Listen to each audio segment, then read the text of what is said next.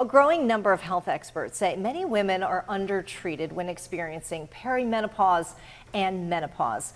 But midwives can help women as their bodies change throughout life. We are joined by Laura Gayton and Tammy Higgins, who are certified nursing midwives with Lewis Gale Medical Center. Welcome, ladies. Great to have you. Nice to be here. And it's nice to know that you do more than just the birthing of the babies. You also watch women, with their symptoms as they age. Yeah. So tell us a little bit about what's happening to women in perimenopause and menopause. Absolutely. So in perimenopause, the ovaries are changing their function and they're producing a little bit less estrogen. Some months the ovaries will produce an egg and some months they won't. And at first, people notice that their cycles get a little shorter. Perhaps they used to be 28 days, maybe now they're 26 days. And they're spending more time in their luteal phase, or kind of that time when they might have PMS symptoms. And people start to notice that. Yeah. As that transition gets more toward menopause, they actually may find their cycles are really stretching out and there's more and more time. And they may even miss a cycle. And that shows that they're getting closer to menopause. That is really normal anytime between 40 years old and 58 years old. And we know that women will spend about 40% of their entire life in menopause. Yeah, I just want to reiterate what you just said, because that's a huge age, 40 to 58, okay? Yes. And then we're talking about, that's menopause, right? Perimenopause, which is before menopause, can happen anywhere up to 10 years up before. to 10 years prior. Yes. So now you're talking 30-year-old Yes. can experience perimenopause, which is really kind of, crazy when you think about it, right? Absolutely. So let's talk about the symptoms that women will experience. Let's start with perimenopause. Yes, absolutely. Perimenopause, we can see change in menstrual cycles, like she said, mood changes, anxiety increases, sometimes you have some depression, irritability can creep in, and you just kind of, as you move towards the menopausal state, see increases in those changes as well. Lots of different things can happen as we move into menopause. You can have different things, hot flushes come in, those night sweats can become problematic. A lot of physical and mental, emotional type of changes can happen as well.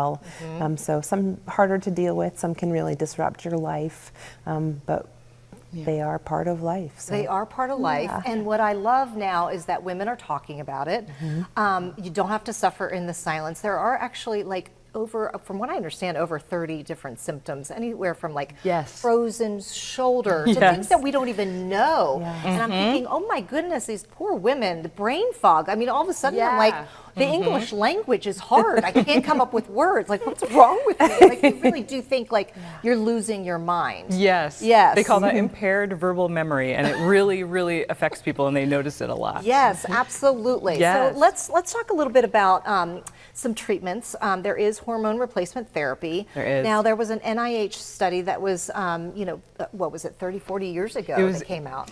Yes, there was in 2002, when I was a senior in high school, that is when they stopped the study because of the side effects from hormonal treatment during that study, and they were concerned about breast cancer risk and stroke risk in that study. However, since then, we've looked at the Women's Health Initiative study, and we know that that study was flawed in many ways. It took people that were far out from their menopausal transition, and it gave them hormones when their bodies hadn't experienced those hormones in many years, and that can be dangerous. Okay, yes. We know that it's actually, if it's done right, it has many benefits and actually very few risks. Okay, so we do want to catch it a little bit, as we are experiencing the menopausal symptoms. Yes. And to talk to your midwife about, maybe it might be right to start this hormone replacement. Estrogen can help in so many ways, like you said, with the heart, the bones, even dementia, right? Yes, and decreased risk of diabetes, which is fantastic. People really notice when they're on hormonal therapy, benefits like reduction in joint pain, increase in libido. They notice that sex is more comfortable, which is really important, and they have fewer UTIs. So there are lots of benefits,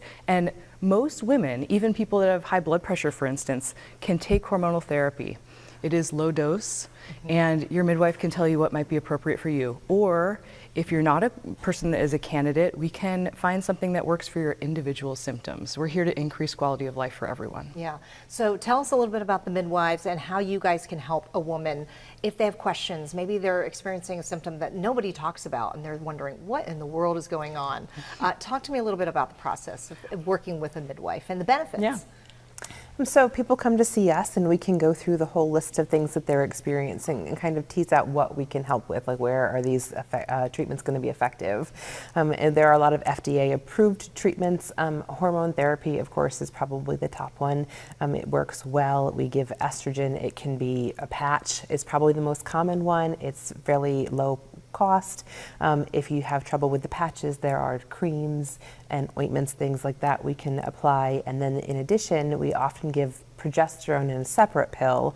That's important for protecting the uterus itself. And that's usually a bioidentical hormone when we can get that. It matches the body's hormones and it tends to cause less risk to the patient who's taking it. And it helps women sleep. It helps women sleep. Yes, it does. Take that one at bedtime. Thank you, ladies, so much for hearing your patients, and listening to them and and not, just saying, oh, this is just part of aging. Yes. Appreciate the help. And there's the information. Do not suffer in silence, ladies. We have links over on our website as well, but give them a call and go see these lovely midwives. Thank you so much. Appreciate it. Thank you.